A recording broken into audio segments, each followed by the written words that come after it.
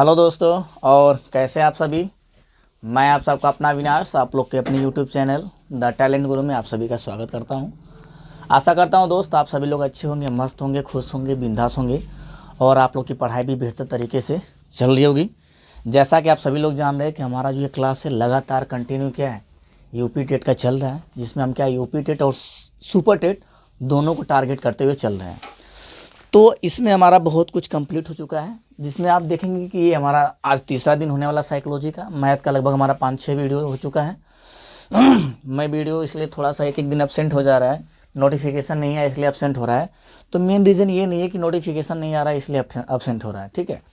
आपका video daily मिलेगा, per day मिलेगा, लेकिन थोड़ा सा आपको हेल्प करना पड़ेगा। अगर चीज़ें आपको समझ में आ रही है तो ज़्यादा से ज़्यादा लोगों को थोड़ा शेयर करिए। देखने वालों की जितनी ज़्यादा संख्या बढ़ेगी उतनी जल्दी हम क्या है वीडियो लाएंगे आपके लिए।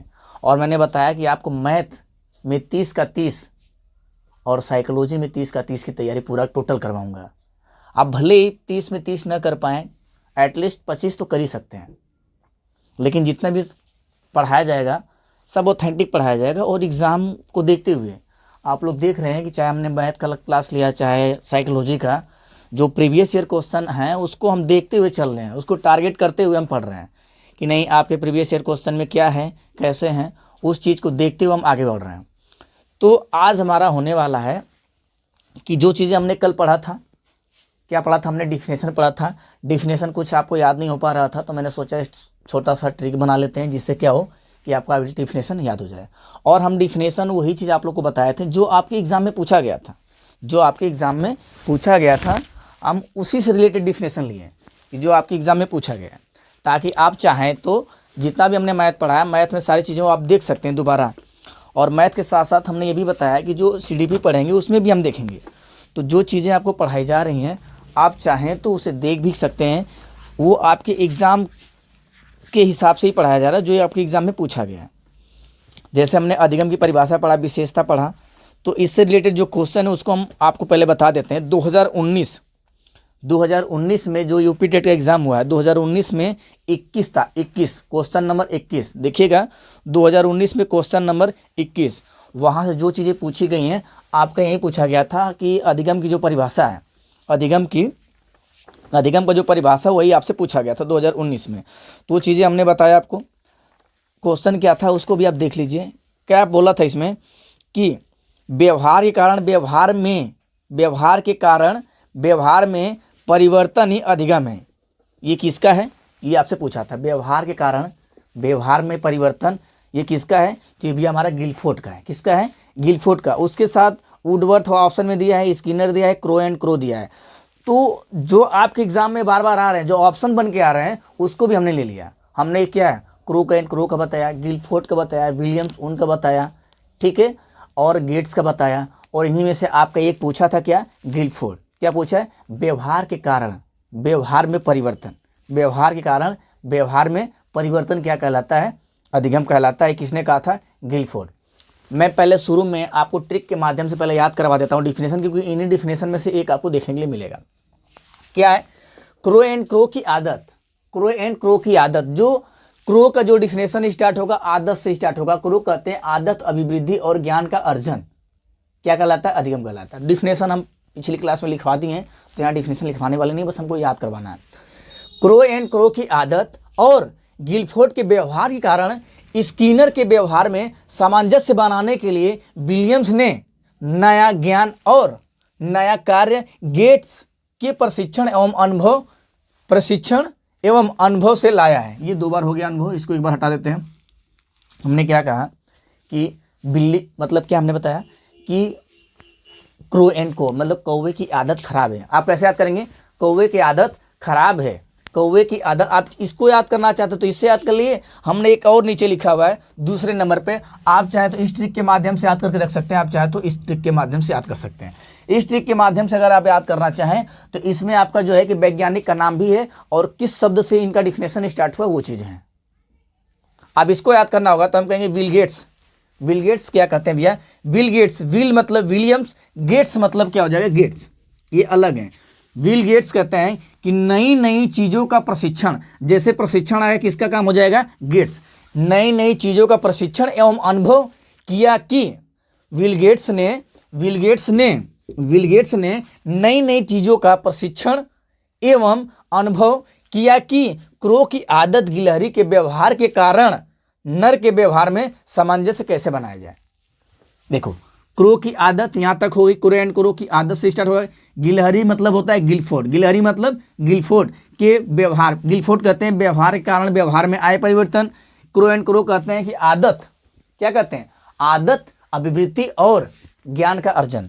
और क्या रहा है, नर, नर मतलब समझिएगा, नर मतलब स्किनर, नर मतलब क्या समझिएगा, स्किनर। आप ये समझिए कि नई नई चीजों का प्रशिक्षण, नई नई विल गेट्स क्या करते हैं भैया कि नई नई चीजों का परीक्षण करते हैं, नई नई चीजों का प्रशिक्षण एवं अनुभव किया कि कौवे की आदत गिलहरी के व्यवहार के कारण, गिलहरी के व्यवहार के कारण नर के व्यवहार में सामंजस्य कैसे बनाया जाए, मतलब आदमी के व्यवहार में सामंजस्य कैसे बनाया जाए। या इसको आप ऐसे याद कर लिए या ऐसे का याद कर लिए कि क्रो एंड क्रो की आदत और गिलहरी के व्यवहार के कारण स्किनर के व्यवहार में सामंजस्य बनाने के लिए विलियम्स ने नया ज्ञान और नया कार्य गेट्स के प्रशिक्षण एवं अनुभव से लाया है, ये कह सकते हैं। और क्या कह सकते हैं कि एक और ट्रिक आप ले सकते हैं कि क्रो एंड क्रो की आदत, ये कह सकते हैं क्रो की आदत, क्रो की आदत गिलहरी का व्यवहार, क्रो की आदत गिलहरी का व्यवहार, क्रो की आदत गिलहरी का व्यवहार और गेट खोलकर बिल्ली, गेट का हो गया, क्रो की आदत गिलहरी का व्यवहार और गेट खोलकर बिल्ली, गेट खोलकर बिल्ली, समझ ना, गेट खोलकर बिल्ली, बिल्ली गेट खोलकर अंदर गई। अब क्या हमने कहा कि जो विल गेट्स इसमें क्या नाम, गिलफोर्ड, क्या गिलफोर्ड हो गया, गिलहरी से गिलफोर्ड, क्रो से हो गया। अब मेरा बच रहा है क्या, इतना पहले स्क्रीनशॉट लीजिए, एक ट्रिक और बताते हैं, उससे अगर आपका याद हो जाए तो ठीक ठीक, नहीं तो इन दोनों में से कोई एक तो काम कर जाएगा। अब आते हैं आगे। हमने कहा कि कौवे की आदत, गिलहरी का व्यवहार और गेट खोलकर बिल्ली क्या कर रही है, गेट खोलकर, गेट खोलकर बिल्ली क्या कर रही है भैया, गेट खोलकर, गेट खोलकर क्या कर रही है, दूध के साथ क्या कर रही है, प्रशिक्षण, दूध के साथ प्रशिक्षण कर रही है एवं उसको पी के क्या कर रही है, अनुभव ले रही है, ठीक है ना, उसको पी कर अनुभव ले रही है। फिर से देखिए, कौवे की आदत और गिलहरी का व्यवहार, कौवे की आदत गिलहरी का व्यवहार और कौवे की आदत गिलहरी का व्यवहार और गेट खोलकर दूध के साथ, मतलब दूध का क्या कर रही है, प्रशिक्षण एवं उसको पी के अनुभव ले रही है। तो गेट्स का हो गया किसका, प्रशिक्षण और अनुभव ले रही है, ठीक है। या तो हम ये कह सकते हैं कि बिल्ली, यहाँ एक और डाल सकते हैं, यहाँ पे एक काम करिए कि और इजी कर लीजिए, आपको एक चीजें याद हो जाएंगी। ये ट्रिक हमको लगता है सबसे बढ़िया होगी आपके लिए। देख लीजिए, क्रो की आदत, क्रो मतलब कौवा, ठीक है ना, कौवे की आदत गिलहरी का व्यवहार, क्रो की आदत गिलहरी का व्यवहार और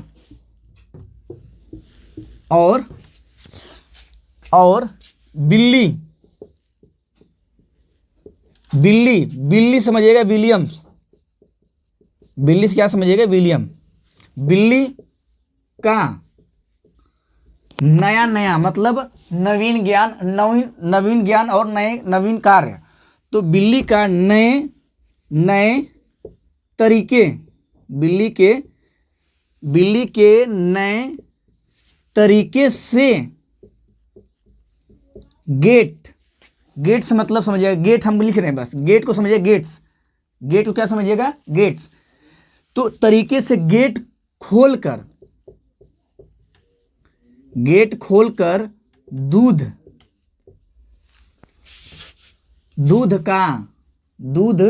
का क्या कर रही है, प्रशिक्षण कर रही है एवं उसको पी क्या कर रही है, अनुभव ले रही है, उसको पी क्या कर रही है, अनुभव ले रही है।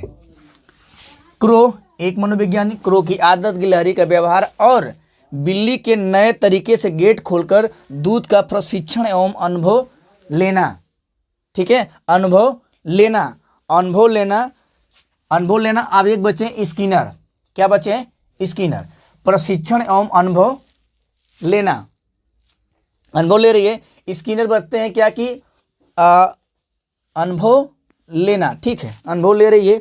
अब क्या बचा यहाँ से? स्किनर बचा। स्किनर कह रहे हैं कि ये सब देख के अब नर मतलब नया नया तरीके से एक और बच रहा है आपको, क्रो की आदत, गिलहरी का व्यवहार और बिल्ली के नए तरीके से गेट खोलकर दूध का प्रशिक्षण और अनुभव लेना। हाँ, अनुभव लेना, अनुभव लेना कह सकते हैं, अनुभव लेना। नर को, नर मतलब स्किनर को, नर को किस में डाल दिए? सामंजस्य में, नर को सामंजस्य में डाल दी। ठीक है, नर मतलब स्किनर। स्किनर में आप उसके डिफिनेशन में देखेंगे कि व्यवहार के कारण जो व्यवहार में सामंजस्य बनाने की स्थिति आती है, तो यहां से आपको याद हो जाना चाहिए। कौवे की आदत बहुत खराब है, बिलहरी के व्यवहार और बिल्ली जो है विलियम्स, जो बिल्ली नए तरीके से गेट खोलकर, नए तरीके से गेट को खोलकर दूध के साथ क्या कर रही है? प्रशिक्षण, और उसको पी के अनुभव ले रही है। ये सब देख के नर को सामंजस्य में डाल दिए। नर को किसको? नर मतलब स्किनर को, मतलब आदमी को क्या किए? सामंजस्य में डाल दी कि देखा भैया इकुल इतना तेज हो, जानवर जब इतने तेज हैं तो इंसान भी तेज हो सकते हैं। तो इसी के आधार पर उन्होंने क्या? अधिगम को आगे बढ़ाया। और अधिगम में सब स्किनर हैं, पावलाव हैं, थंडाइक हैं, व्यवहारवादियों ने अपना अपना मत दिया। तो उसको हम आगे पढ़ेंगे। यहाँ तक बात हो गई, कुछ पुरानी बातें हो जाती हैं, फिर इसके बाद हम आगे पढ़ते हैं। पिछली क्लास में हमने क्या पढ़ा? ये तो डिफिनेशन था, डिफिनेशन आपको याद करना बहुत ज़रूरी है। इन 4 डिफिनेशन में से एक आपको पूछ लेगा। क्या करेंगे भैया? कौवे की आदत, गिलहरी का व्यवहार, कौवे की आदत, गिलहरी का व्यवहार, बिल्ली नए तरीके से गेट, नए तरीके से, ये कह सकते हैं नए तरीके से गेट को खोलकर दूध के साथ प्रशिक्षण और उसको पी के अनुभव ले रही है। ये सब देख के स्किनर के व्यवहार में क्या हो गया? सामंजस्य हो गया। स्किनर या नर क्या हो गया? नर सामंजस्य में हो गया कि अब हमको क्या करना चाहिए। यहाँ तक बात खत्म हो गई। हमने कल पढ़ा कि अधिगम क्या होता है? अधिगम मतलब होता है सीखना, छोटा रूप कहें तो सीखना, और अधिगम का छोटा रूप होता है सीखना, व्यापक रूप क्या होता है? व्यवहार। अधिगम मतलब सीखना, व्यापक मतलब व्यवहार। सारी चीज़ें कल हम कंप्लीट कर लिए थे अधिगम से रिलेटेड। अधिगम में जो चीज़ें थी, अधिगम की विधियाँ क्या हैं, अधिगम के पक्ष क्या हैं, अधिगम कितने प्रकार के होते हैं, कैसे कैसे होते हैं, ये सारा कुछ हम कंप्लीट कर लिया। अधिगम के कारक क्या है, मतलब अधिगम को प्रभावित करने वाले कारक क्या क्या होते हैं, इसके बारे में हमने पढ़ लिया था। आज हम पढ़ने वाले हैं कि अधिगम वक्र। क्या पढ़ने वाले हैं? अधिगम वक्र। अधिगम वक्र को हम स्टार्ट करें। अधिगम वक्र को हम क्या करते हैं? स्टार्ट करते हैं। अधिगम वक्र देखते हैं। इसके पिछले वीडियो में आप अधिगम को अच्छे से पढ़ लीजिएगा, तब आपको ज़्यादा समझ आएगा। अधिगम वक्र, अधिगम वक्र, अधिगम वक्र क्या कहता है भैया? अधिगम वक्र क्या कहता है? अधिगम वक्र वो होता है कि जिसमें उन्नति और अवनति के बारे में पता करते हैं। जिसमें क्या है? उन्नति और अवनति के बारे में आज इसको पढ़ाएंगे। इससे रिलेटेड क्वेश्चन हम कल करवाएंगे। जो टॉपिक हम पढ़ लेते हैं एक दिन, उसके बाद नेक्स्ट दिन उसको क्या है, उससे रिलेटेड जो क्वेश्चन प्रीवियस ईयर आए हुए हैं उनको देखेंगे हम। ये कहता है कि अधिगम वक्र हम उसे कहते हैं जो सीखने के कम और अधिक, शून्य आदि को प्रदर्शित करता है। मतलब अधिगम वक्र हम उसे कहते हैं जो सीखने की गति को प्रदर्शित करता है। अधिगम वक्र हम उसे कहते हैं जो सीखने के कम, अधिक और शून्य आदि को प्रदर्शित करता है। अधिगम वक्र किसे कहते हैं? अधिगम वक्र हम उसे कहते हैं जो सीखने, छोटे में लिखिए, जो सीखने, जो क्या है? जो सीखने के कम, अधिक और शून्य को प्रदर्शित करता है। और शून्य मतलब कुछ नहीं सीखा गया, शून्य को क्या करता है? प्रदर्शित करता है। प्रदर्शित करता है। अधिगम वक्र वो होता है जो सीखने के कम, अधिक और शून्य को प्रदर्शित करता है कि आप कितना सीख रहे हैं, कितना नहीं सीख रहे हैं। ठीक है, इसमें आता है पहला हमारा आता है क्या भैया, पहला इसमें आता है सरल रेखी वक्र। क्या आता है पहला, सरल रेखी वक्र। क्या आता है, सरल रेखीय वक्र। पहला क्या आता है, सरल रेखी वक्र। सरल रेखी वक्र आता है। दूसरा हमारा क्या आता है, सबको देखते चलिएगा, डिफिनेशन लिखने की जरूरत नहीं, बस आप समझिए, याद हो जाएगा। सरल रेखी वक्र हो गया। इसमें क्या, जब सीखने की गति एक समान होती है, जब सीखने की गति एक समान होती है, एक डिफिनेशन लिखते चलिए, एक एक का डिफिनेशन लिखिए। जब सीखने की गति एक समान हो, जब क्या भैया, जब सीखने की गति एक समान हो तो उसे क्या कहेंगे, सरल रेखीय वक्र। जब सीखने की गति एक समान हो तो उसे क्या कहेंगे, सरल रेखीय वक्र। जैसे इसका ग्राफ अगर बना के दिखा जाए तो ये ऐसे कोई चीज़ है और एक समान रूप से बढ़ रहा है। ये क्या दिखा रहा है, सीखने की गति को दिखा रहा है। जब एक तरह से सीखते हैं तो क्या है, ये क्या है, एक समान से बढ़ रहा है, तो क्या कहलाएगा कि सरल रेखीय वक्र। दूसरा डिफिनेशन हमारा हो जाएगा कि सरल रेखीय हो गया उन्नतोदर, ठीक है ना, उन्नतोदर वक्र। ये क्या करता है भैया, उन्नतोदर वक्र क्या करता है कि इसमें पहले सीखना क्या होता है, तीव्र होता है, फिर धीरे धीरे क्या होता है, कम हो जाता है। इसमें आरंभ में सीखना तीव्र होता है, फिर धीरे धीरे क्या होता है, कम हो जाता है। इसमें क्या होता है, ये हेडिंग आपकी रहेगी, शुरुआत में कह सकते हैं क्या, शुरुआत या प्रारंभ लिख लीजिए, शुरुआत लिख लीजिए या प्रारंभ लिखिए। हम लिख दे रहे हैं क्या, शुरुआत में तीव्र, ठीक है ना, शुरुआत में तीव्र, बाद में मंद, मतलब धीरा। शुरुआत में सीखने की गति तेज होती है, बाद में क्या होती है, धीरे हो जाती है। तो इसको हम कैसे प्रदर्शित करेंगे कि मान लो ये शुरुआत में तेजी से हुआ, फिर ये क्या हुआ, धीरे धीरे ये कम हो गया, ठीक है ना। शुरुआत में तेजी से बढ़ा, फिर इसके बाद धीरे धीरे क्या हुआ, कम हो गया। इसे कहेंगे उन्नतोदर वक्र। उन्नतोदर वक्र, दो डिफिनेशन हो गया, इन दोनों को नोट करिए, फिर हम तीसरे पे चलते हैं। सरल रेखीय वक्र उसे कहता है जब सीखने की गति एक समान हो। उन्नतोदर वक्र उसे कहते हैं जिसमें शुरुआती दौर में तेज से सीखा जाता है, फिर बाद में क्या होता है, वो मंद हो जाता है, मतलब धीरे धीरे कम हो जाता है। शुरुआत में तीव्र, बाद में मंद, मतलब शुरुआत में तेजी से बढ़ता है, फिर बाद में धीरे धीरे क्या होता है, वो कम हो जाता है। तो इसे कहते हैं उन्नतोदर। अब अगला लेते हैं, तीसरा डिफिनेशन हमारा क्या होने वाला है, तीसरा डिफिनेशन क्या होने वाला है, एक तरफ से नोट करते चलिए, फिर लास्ट में हम रिवीजन करवा देंगे एक बार में।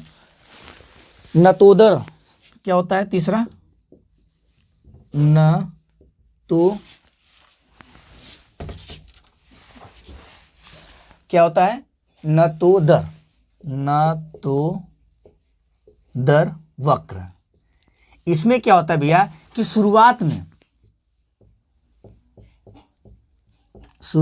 क्या होता है, धीरे धीरे होता है। शुरुआत में मंद कर लीजिए, शुरुआत में मंद,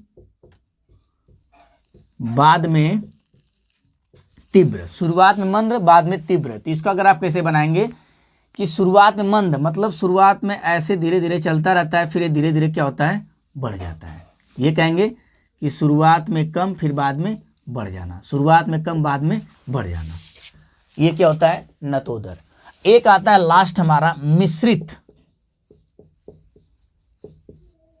क्या होता है, मिश्रित वक्र। मिश्रित वक्र, इसमें क्या होता है कि इसमें अप डाउन दोनों चलता है, मतलब नतोदर और उन्नतोदर दोनों चीजें इसमें होती हैं, ठीक है ना।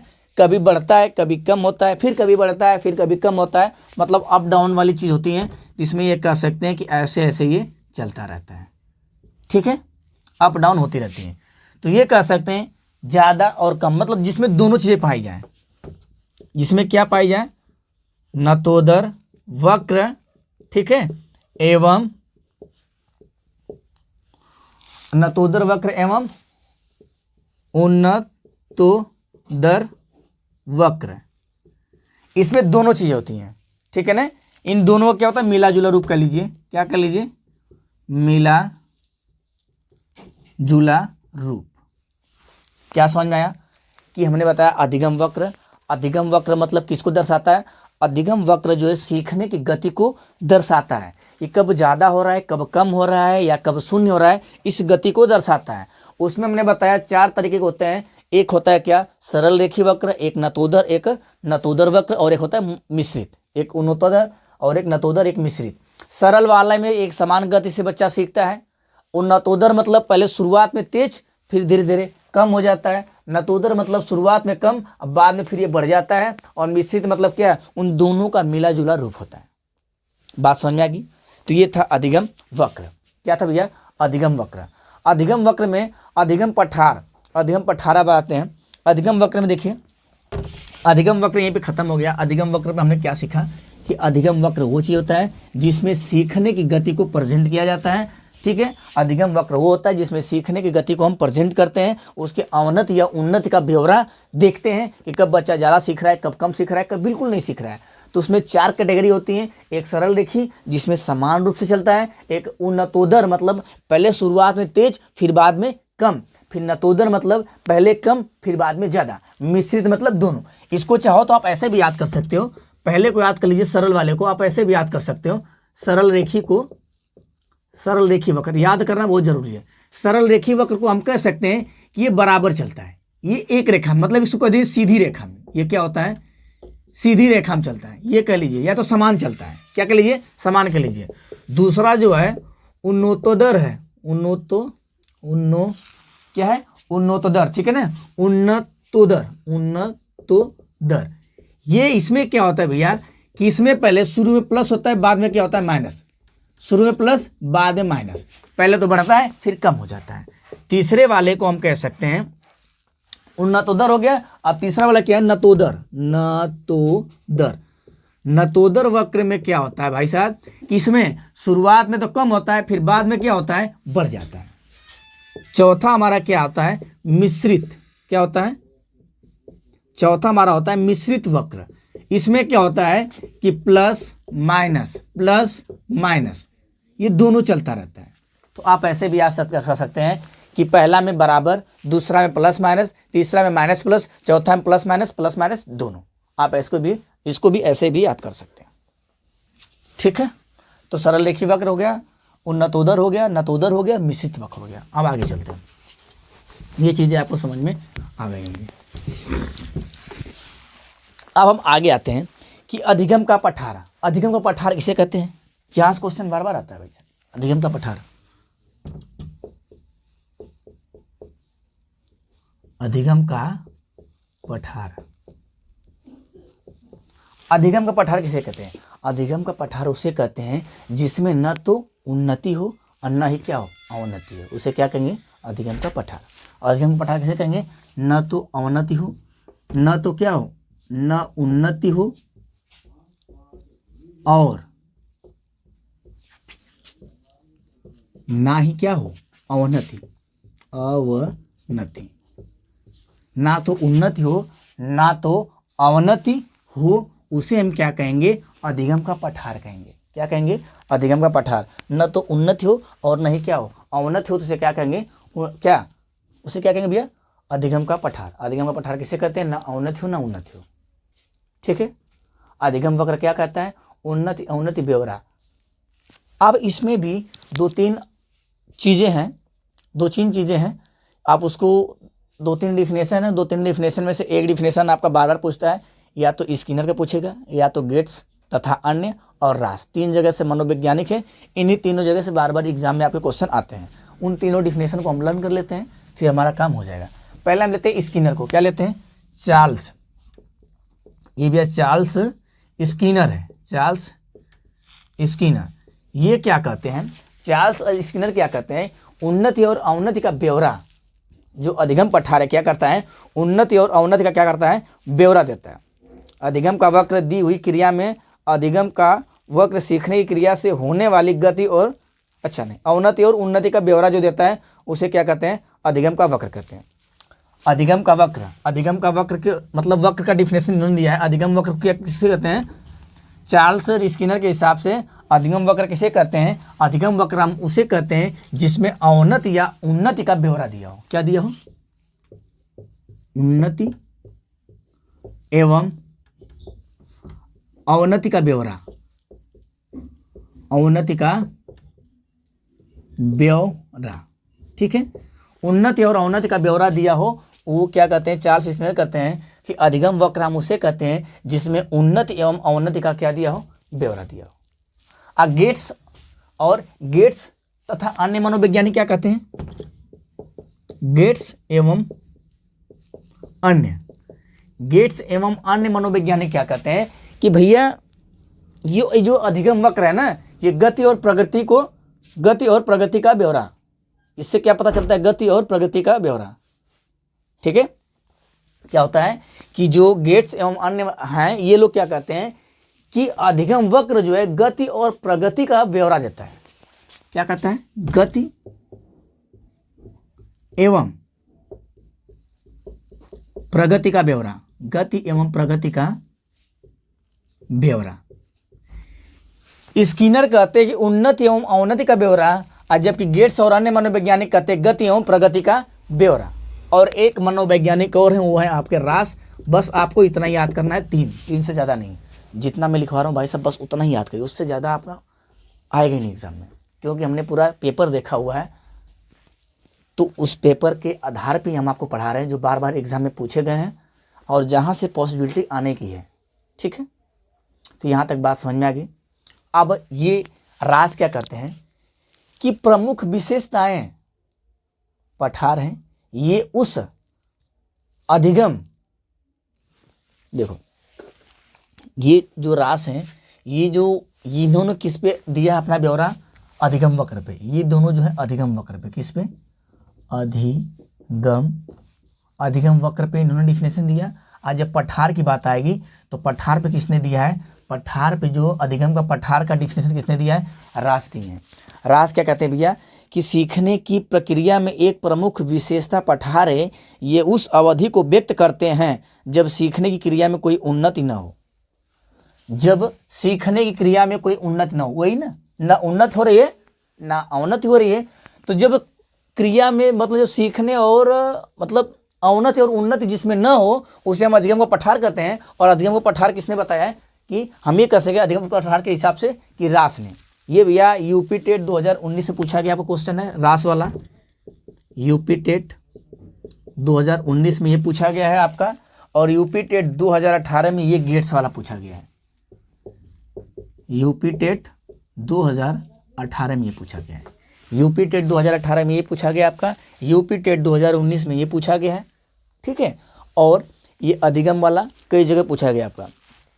तो उम्मीद करता हूँ दोस्त आप लोग को सारी चीज़ें समझ में आ गई होंगी, ठीक है। हमने क्या कहा, अधिगम क्या होता है, अधिगम मतलब सीखना, छोटे रूप में मतलब संकीर्ण, व्यापक मतलब व्यवहार।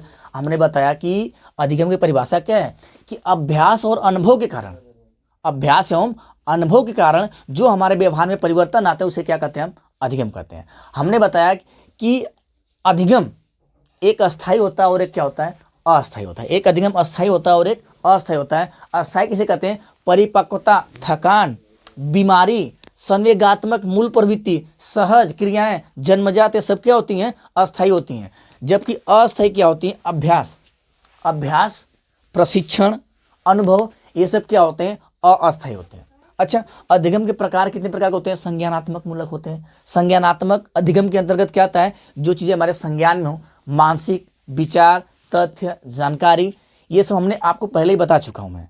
तो इन सब चीज़ों को आप अपने दिमाग में रखे रहिए कि अधिगम को प्रभावित करने वाले कारक क्या होते हैं, दुर्घटना, ठीक है, लिंग पक्षपात को भी कह सकते हैं, हमने उसमें लिखवाया नहीं है। परिपक्वता हो सकता है, आयु हो सकता है, शारीरिक मानसिक स्वास्थ्य, सीखने का समय, स्थान, अभिप्रेरणा, रुचि, विचार, मनोविज्ञान, मतलब ये सारे सब क्या है कि अधिगम को प्रभावित करने वाले कारक हैं। और अधिगम की विशेषता क्या होती है, मैंने बताया कि अधिगम क्या होता है, प्रयासपूर्ण होता है, ये अस्थायी होता है, जीवन प्रयत्न चलता रहता है, ये एक सतत प्रक्रिया है और सप्रयत्न मतलब बिना मेहनत के क्या है, आप अधिगम नहीं कर सकते। यह औपचारिक होता है। औपचारिक का भी हमने बताया कि औपचारिक का मतलब वो चीज़ होता है जो चीज़ें निश्चित हों, निश्चित पाठ्य पुस्तक, निश्चित विषय विशेषज्ञ, निश्चित स्थान, निश्चित समय, वहीं पे क्या होता है वो क्या औपचारिक कहलाता है। और ये जो अधिगम है, अधिगम की विशेषता ये है कि इसके जरिए, इसके माध्यम से या इसके वजह से मनुष्य का सर्वांगीण विकास होता है। मनुष्य का सर्वांगीण विकास, सामाजिक विकास, मानसिक विकास, शारीरिक विकास, ये सब होता है। ठीक है। और एक नियंत्रित परिस्थिति में होता है। अधिगम क्या होता है, एक नियंत्रित परिस्थिति में होता है और निश्चित उम्र से स्टार्ट होकर निश्चित उम्र तक होता है।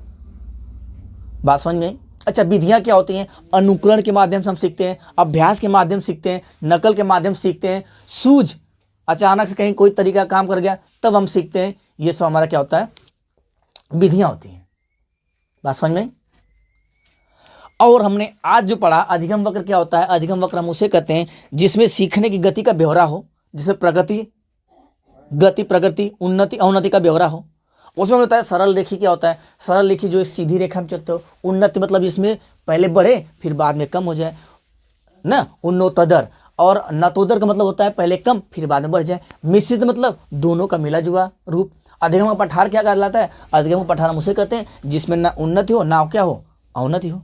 बात समझ में? और अधिगम के कई डिफिनेशन भी है। अधिगम वक्र का जो आपने अधिगम वक्र में डिफिनेशन कौन दिया है? स्किनर।